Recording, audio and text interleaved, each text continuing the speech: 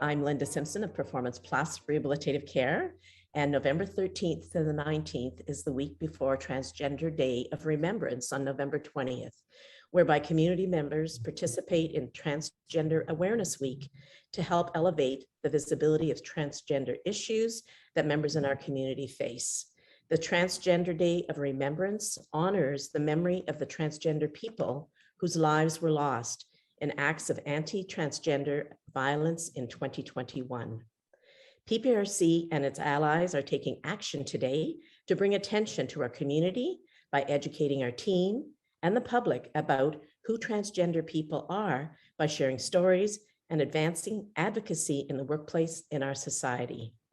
It is my pleasure to welcome Brook Davies, who is the acting team lead for respite centers with Centertown Community Health Centers in Ottawa.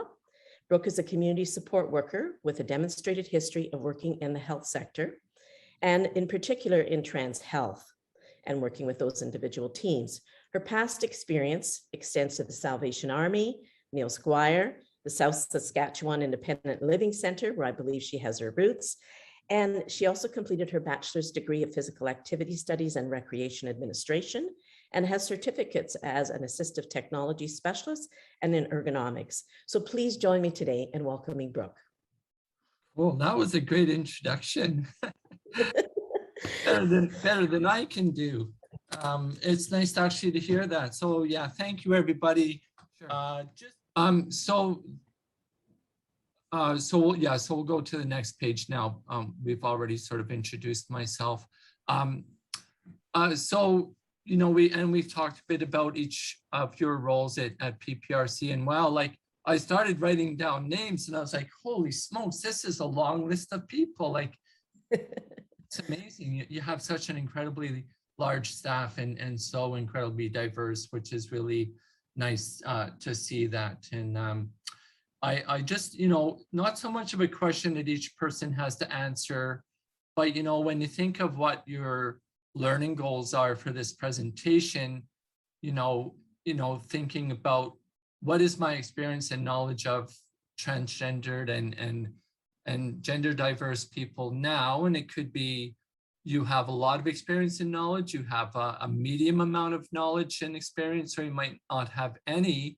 And everybody will have little bits and pieces from whether it's social media. I think it's pretty hard to not sort of see any transgender issues in social media or the media for that matter.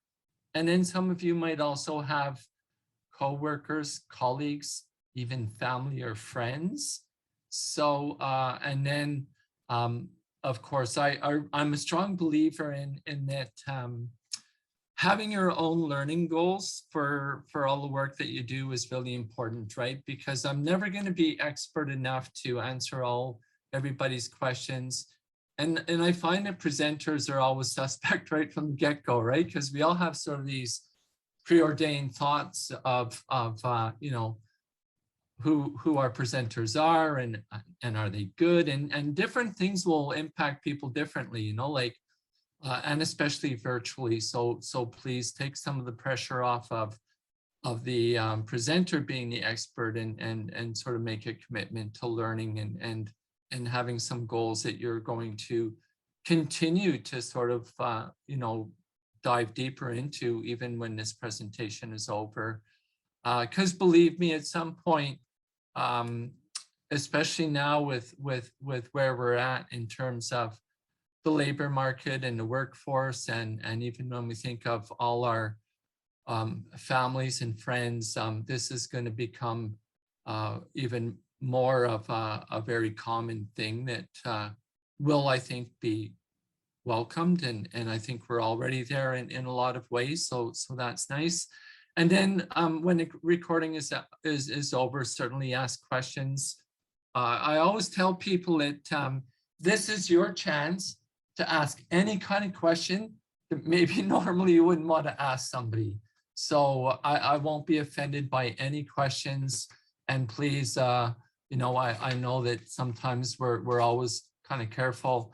I always share this story. When I was living in Saskatchewan, part of my role there was I would go and do presentations to the paratransit drivers through the Neil Squire Society.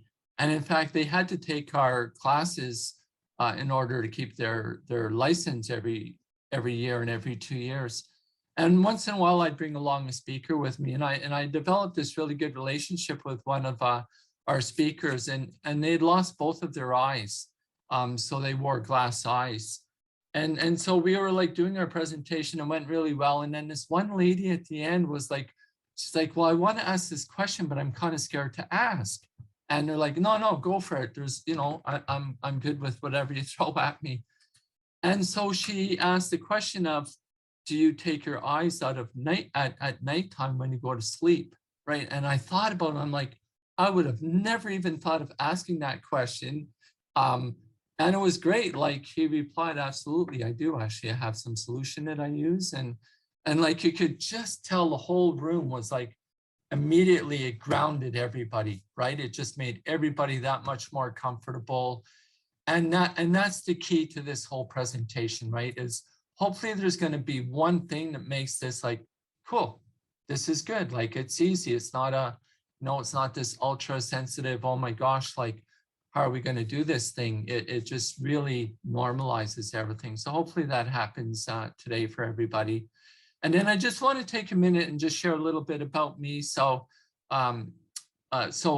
great introduction. I couldn't have done better myself. I grew up in Montreal, so I have what I call a Montreal version of French, which Grazi and other people will tell you, like, it works marginally well until I'm around people who are totally fluent and bilingual, and then I turn very quiet, but with English-speaking people, my French is perfect, but it gets me by. And so I grew up in Montreal, but I left Montreal in 1978, 1979. I was still, just a teenager then, and I went out west. That was the thing to do. So I went out to Edmonton and ended up in Saskatchewan. And but probably by the time I was about 12 or 13 is when I realized that something was different about me, but I didn't know what it was, and so, not to age myself, you're not allowed to do any math, but in 1972, 73, when I'm 13 years old, there was no such thing as being transgendered. It just, especially in Canada, there might have been one or two people maybe in Toronto or Vancouver perhaps, but we had no internet, there was no social media, there were, the only television show that even came close sometimes would be comedy shows that would make a parody out of it, or the Phil Donahue show, which is, long since been gone off the air, but once in a while they would interview somebody who was, famous or a movie star. And back in those days, it was Renee Richards, who was a professional tennis player. Anyways, to make a long story short, it took a really long time for me to really come to terms with the fact that I was transgendered, and for the longest time, I hid it from everybody, and I tried to just sort of like stuff it down, and every once in a while I would think like, oh, maybe there's somebody that I might meet that might be transgender, or it might be that at the time living in Montreal, there's got to be somewhere downtown in Montreal where I could go, and there wasn't. And then when I went out to Saskatchewan, of course, the same thing happened. The other thing that was really significant in my young life was really struggled a lot with drugs and alcohol. And when I look back now, there's so many different factors when people talk about addiction. I think for me, one of the big ones was the fact that I just didn't know how to deal with being transgender, and using drugs and alcohol to the point of oblivion was my best way of coping with it. Moving to Saskatchewan was my way of protecting myself from trying to survive and not really knowing how to do it. And I ended up going through a treatment center and getting clean.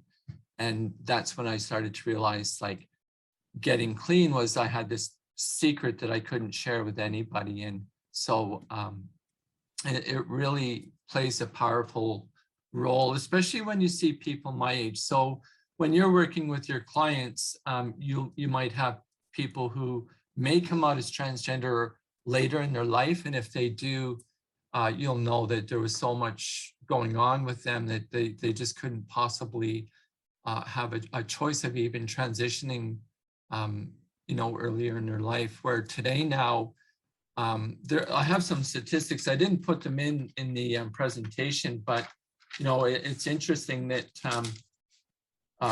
right now about 29% of people who identify as transgender and are either in the workforce or in school are 24 years and younger.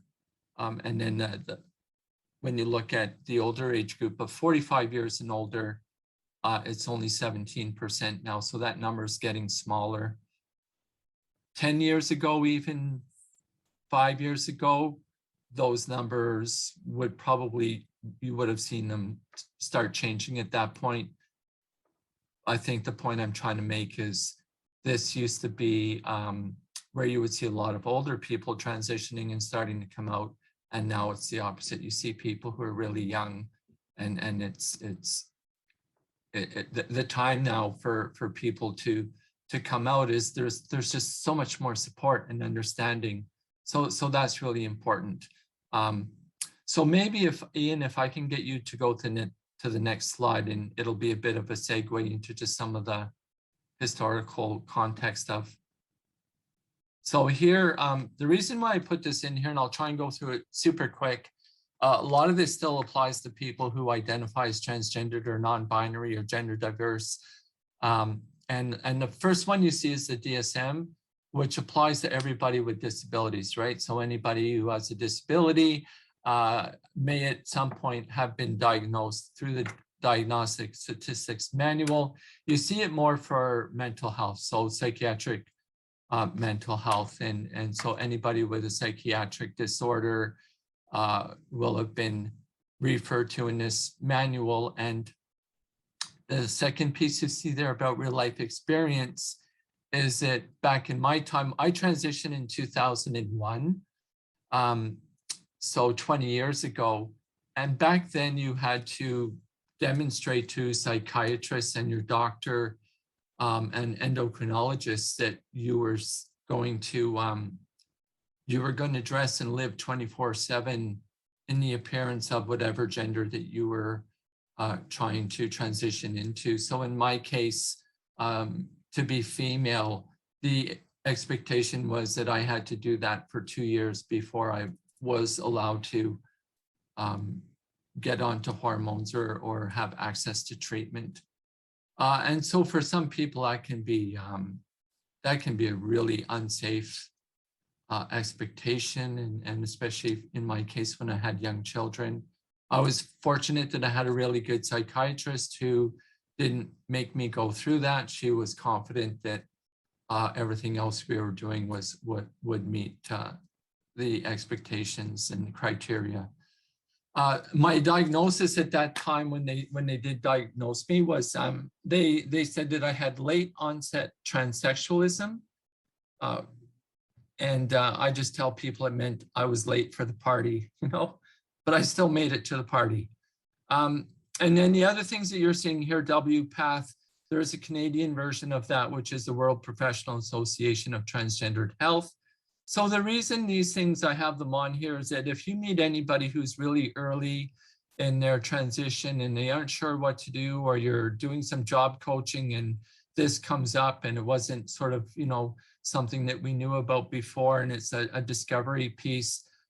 These are sort of the governing bodies that look after trans healthcare today still. So every doctor and nurse practitioner, endocrinologist and psychiatrist in Ontario has to follow the World Professional Transgendered Health Standards of Care. They're a lot better now. So you see at the bottom of my, I'm going blank here. So anyways, on this template here, from a shift from gatekeeping to informed consent model of care. So now we don't have to go to be under the care of a psychiatrist for 2 years. They don't look at it as a psychiatric disability as much anymore. It's still there, but now it's gender identity disorder. And now it's informed model of consent model of care. So if we come to you or a young person comes to you, even 16, 17, with informed consent, that's enough for a doctor to start helping somebody medically transition and have them access trans health care. Mind you, they're still following standards of care. And then the Ministry of Health and Long-Term Care here in Ontario still has criteria that needs to be met in order for people to access trans health care. And furthermore, if they want affirming surgery. So just excuse me for a sec. So a lot to try and sort of take in. This is some of the stuff that when you look at this historical content, you might want to look into a little bit more. And certainly with some of the resources that you see at the end of this, we'll give you some more direction, and you're more than welcome to contact me at any point as well. The main point in all of this, if there's one that sticks out here, would be Rainbow Health Ontario. Rainbow Health Ontario is one of the most current websites that I would recommend that you go to, and in there is just so much incredible learning, and it's all LGBTQ2+, like you name it. The alphabet is so long now, but anything and everything to do with queer issues, whether it's mental health, whether it's employment, et cetera, lots of resources there, and I trust that their stuff is the most current, especially here in Ontario. So Ian, if we can move along here, and I'll get to the next slide. I'm not going to spend a lot of time on this because I'm aware that time is quickly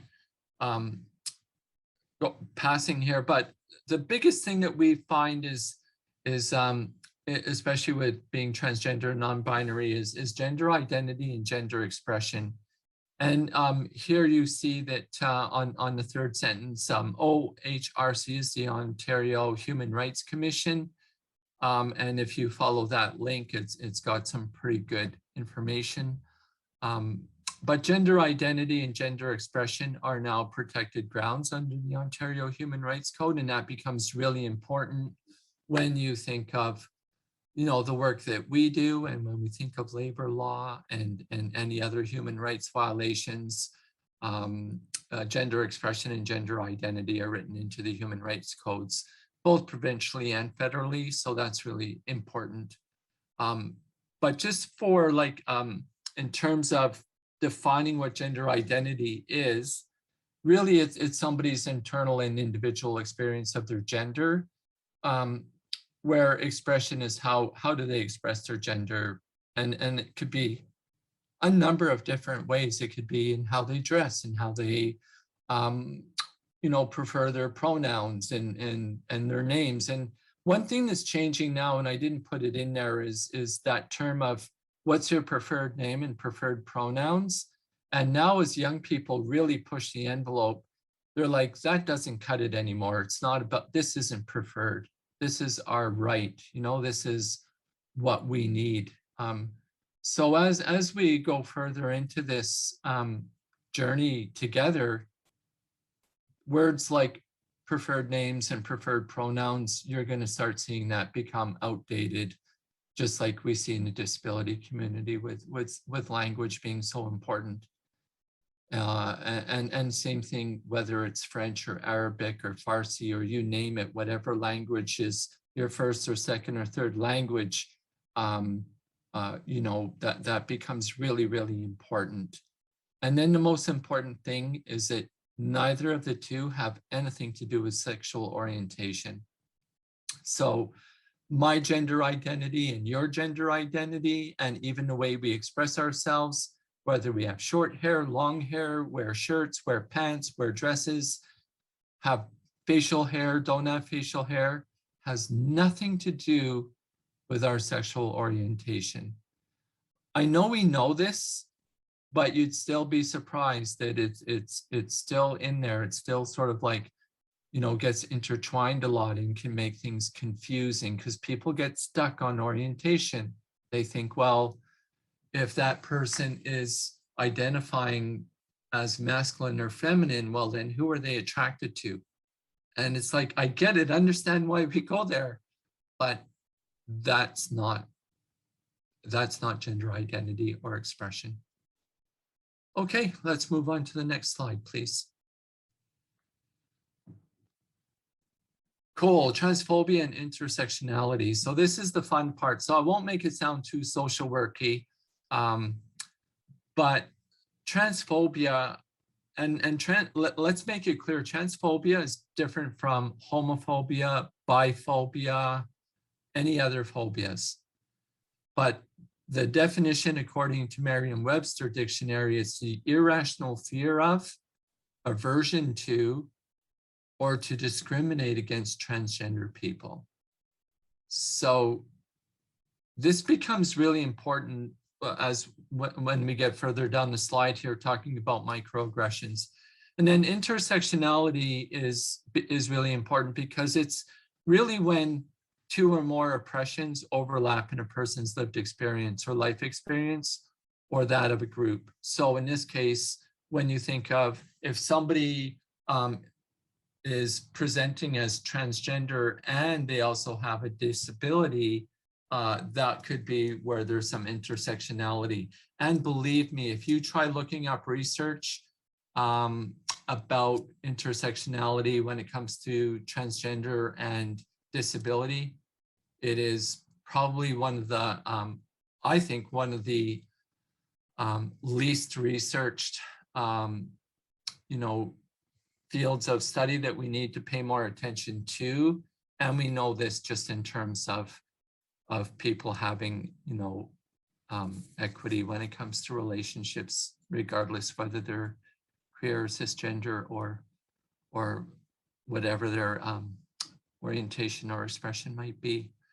And then microaggressions. So this is a term that's really thrown around loosely a lot in a lot of marginalized groups.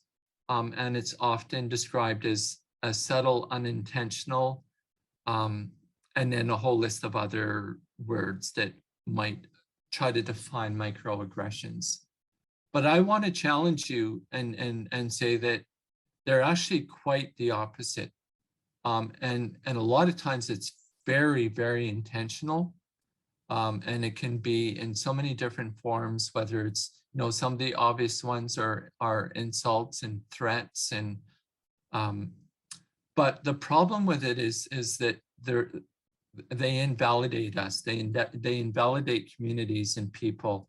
And the one thing that I want people to realize too is that oftentimes when microaggressions are subtle and unintentional, they're still just as hurtful. And a lot of times, and I want you to think about this for a second, a lot of times it comes from the people we know. It comes from the people we know, it comes from family, it comes from friends, it comes from coworkers, and it's a microaggression. So just as we're starting to learn about white privilege, right, and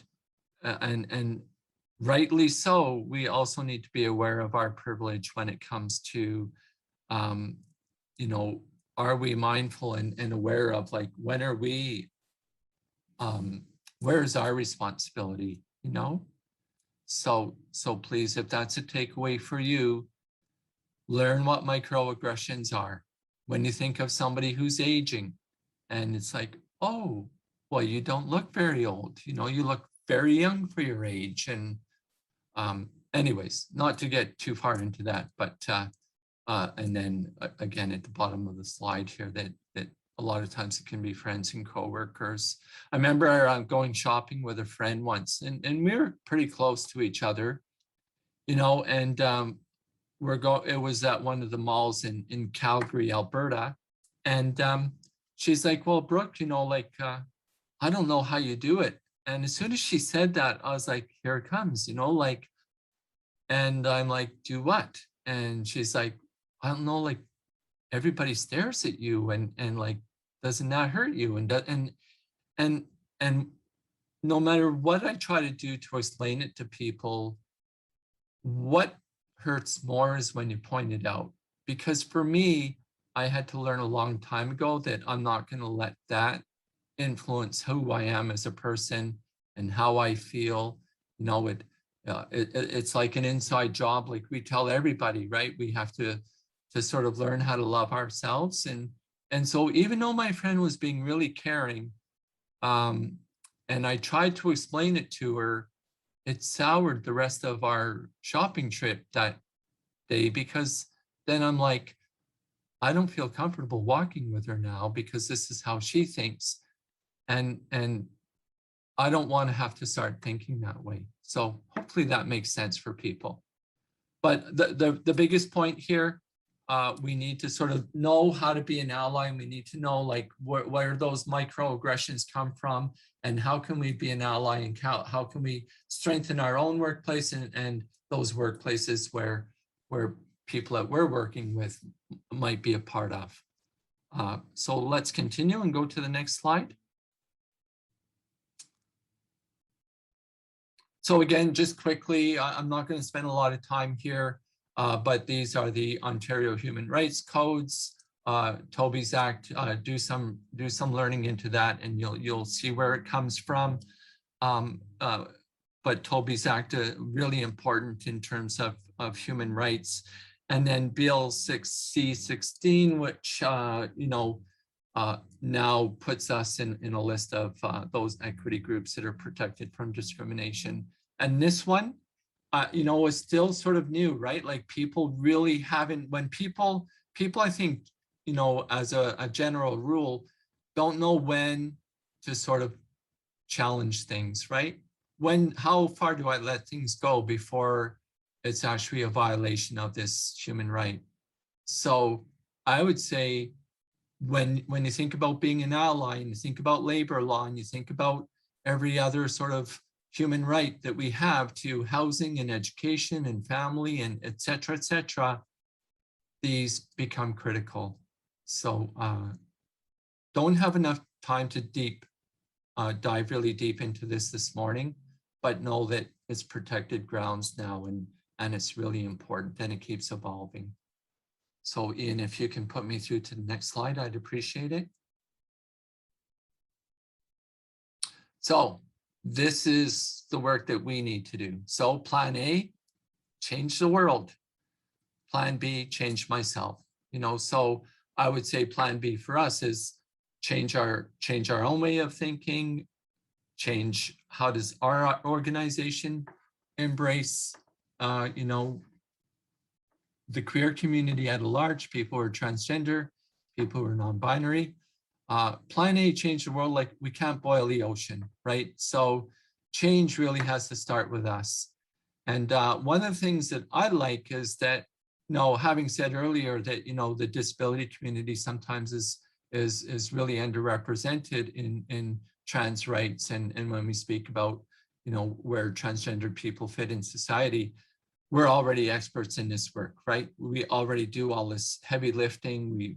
We're experts in accommodations. Oftentimes we're the ones that are advocating. We're the ones that are developing partnerships with partner agencies and recognizing the strength in all of us. But some things that you're going to have to decide are like, what are your existing policies, and what are some of those agreements with funders, right? So what are some of our agreements with ODSP? What are some of those agreements that we have with employers, and how do they impact some of the documents that we have, right? Like, it's a lot of documents that we have to sort of complete to sort of make that, transition from being a job seeker to creating a partnership with an employer and having a job contract and trying to sort of bridge that, into more sort of full-time permanent employment. And oftentimes people get really tripped up on documents, and documents can be very, especially when it's tombstone information, when we're looking for birth dates and gender and legal names and all of those things. And then what I hear is, well, I have to put that person's legal name. And if I go by Brook Lynn and that's not my legal name, and I say, no, that I want my name on there, how do you do that, right? And so again, when you go back to some of the Ontario Human Rights Code and labor law, you're going to find that there are starting to be more and more legislative pieces in there that really do sort of provide more protection and really, unless it's something that's a bona fide health and safety issue or a health issue or a medical piece that is about safety, and I mean, think of that with accommodations as well. That's when you have to decide how inclusive can we make our documents, and when do they need to be, when do we need to adhere to some of the legal parts of things, and what are those workarounds, and what does it look like? And you're going to find that, especially Crystal, when you were talking earlier about some of the quality work that you're doing, or the quality standards that you're trying to achieve with PPRC, is some of that stuff you're going to be able to do, and it's going to be easy. Other stuff is going to get a little bit tougher. And you know what, believe me, I still go through it today. If I phone CRA, Canadian Revenue Agency, they have my legal name, but they also have my birth name. And like, I keep telling them, like, stop that. Like, why do you still have my birth name? And young people, especially today, people in their 20s and 30s, they call it dead naming. So pour les personnes qui parlent français ici, maybe one of you can translate that if you're not quite sure what that means, but it's like your dead name. That's not my name anymore. It's dead. It doesn't apply to me. Having now pronouns there's more than ever before. It's not just she and her and they and them. It's, there's probably a dozen different variations, and it is our responsibility to learn what those pronouns are and to have our documents reflect that. So, and so probably a nice segue to my next point is, don't just rely on one person. So I'm glad you guys brought me in today, but if you haven't done the math already, I will out myself and tell you that I'm 62 years old. And as a trans person who's 62 years old, if you talk to somebody who's 21 years old and in social work and a strong advocate, you're going to get really two different perspectives.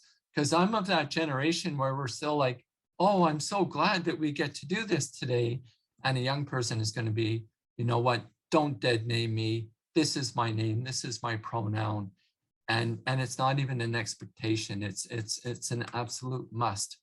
And so when you are talking to more than just one trans person, that's where you're going to get that support and that help you need to sort of make sure that those audits move you in a forward direction and help you have those conversations with employers, so that it's not just human resources, it's not just Linda and Crystal, but it's all of you. It's the job developers, it's the rehab consultants. Everybody feels comfortable with those conversations and help easing some of the questions that you're going to get from employers. And that's the last point that I make on this slide here, right, is how does that affect our hiring practices? And no matter what an employer says or an educational institute says, there is no reason why somebody who's transgendered doesn't have the same right to employment that anybody else does. And we know this all too well, right? We see it way too often still in the disability community, where there's still not the equity where we want it to be.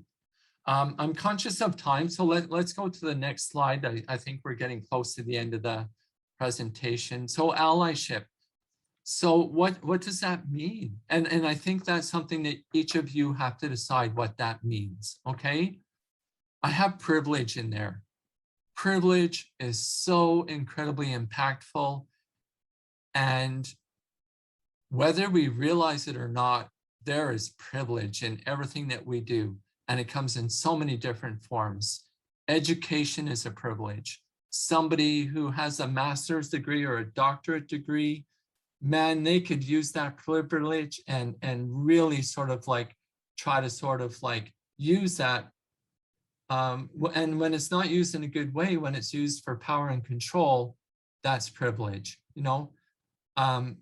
privilege of when somebody doesn't have to worry about outing themselves, right? If if they don't have to worry that somebody's going to know that they're transgendered or they're queer or they're whatever, they really, it's a choice for, and some don't know it. Some haven't learned it yet. You can't learn what you don't know, you know, or you can't know what you don't know. So if I'm a white person and I don't know what my privilege is, and I'm like, oh, well, I'm poor and I've suffered this and that. And yeah, for sure, real life happens. It affects everybody. Nobody has it easy. Life is hard at times, but it doesn't change the fact that, you know, my life isn't made more difficult because of the color of my skin. So the same when you're transgender, same when you're thinking about allyship. How can I be an ally? Check your privilege, and do not, please do not think that you don't know something. Therefore, I get that, you know, that one piece of forgiveness. I tell people, like, you know, I'll let it slide once or twice, but then I'm going to call you on it, you know. So inclusive environments. So again, what we were talking about earlier, how do we make PPRC inclusive? How do we help employers make their environments inclusive? It's about learning. It's about hire a trans consultant. There's a lot of them now, and they do really, really good work, right? And they're dedicated to it, and they're freaking incredibly smart. And what I really love about the queer community and about the transgender community is you have so much diversity in that community. You have people of color, you have people who speak 5 different languages, you have people who are educated, people who aren't educated, people with lived experience, and they're dedicated and passionate about doing this work. I think, you know, what I know about PPRC, I know that this is something that, you know, is going to keep moving forward. So keep that in mind. What do you do when you're onboarding new staff? You know, so when we're doing all sort of that onboarding piece, what is that piece around? Because the one thing that becomes important about transgender is that we're often lumped into that LGBT, half the alphabet group, right? We're LGBT, so lesbian, gay, bisexual, transgender, two-spirited, queer, non-binary, gender fluid, and it goes on and on and on. So be careful not to just group us in together with this whole queer thing, because my experience is a lot different from being gay. Because remember, transgender isn't about an orientation. I'm not saying that lesbian and gay and bi is, but let's, you know, I think the more important piece is let's onboard people fully, and continue to do so. And then who are your partner agencies? And in Ottawa, I mean, Ottawa is one of the better cities in Canada where there's just a really big circle of partner agencies, lots of people that you can sort of bring into building partnerships with, and really a lot of opportunities to create a lot of partners and have some strong allies. So let's go to the next slide. I think it's just some of the resources that I've listed, and then we'll end the recording part of the presentation. The one that I didn't put on here, Ian, I don't know if I just, you know, if I say it now and I don't, you probably can't edit this. I can re-edit the last slide and send it to you. And that's Trans Army. So trans, T-R-A-N-S, second word is Army. They're on social media. I've been turned on to Trans Army for about 3 or 4 months now on my Facebook page. And every day they just blow my mind with the lens that they put on everything. And I look at it and I'm like, wow, like if I wish I would have had this, right? But even more importantly, they're teaching me, like at 62, what it's like to be a trans person. And I am transgender. And I'm like, wow, like that's so. To me, when you think of wanting to be an ally and looking at things through a trans and non-binary lens, and believe me, there's so much, there's such a spectrum when it comes to gender. Please don't limit ourselves to trans and non-binary. So, but we can include that after if we need to. So KIND. So KIND is an acronym. It's Kind Space. You look them up on on Google, and they have a pretty big presence, and they're one of the I would say most active and strong partner agencies here in Ottawa that I always go to for support and look for resources. Wisdom to Action, if you're thinking about getting any consultants, Wisdom to Action has been around for about 2.5 years. One of the leaders in transgendered anything. They are very involved with legislation, very involved with labor, very involved with supporting people. Second to none. I would recommend them always. Of course, Centertown Community Health Center, they have a trans health clinic. Just contact the Centertown Community Health Center. The program keeps developing more and more. So they're definitely a huge partner agency. And then the others, Ottawa Family Services, quite involved around the rainbow, have lots of services for parents and younger people who identify as transgender. The acronyms there: Sandy Hill, Somerset West, and Southeast Ottawa Community Health Centers. Rainbow Health Ontario, I spoke about them before, wealth of information. If you're looking for research, TransPulse Project. So they've done two. They've done a more recent one. The first one they did was in 2012. You still see that being used a lot. They have done a newer one. So I would definitely look at them for research. And then Center 519 in Toronto, again, more Toronto centered, but one of the stronger partners and pioneers of just a lot of trans supports in Toronto, but they also have a lot of resources on their site too. And it's very helpful for a lot of people in Ottawa who also go to Toronto quite a lot. So that's it. I think I'm on time.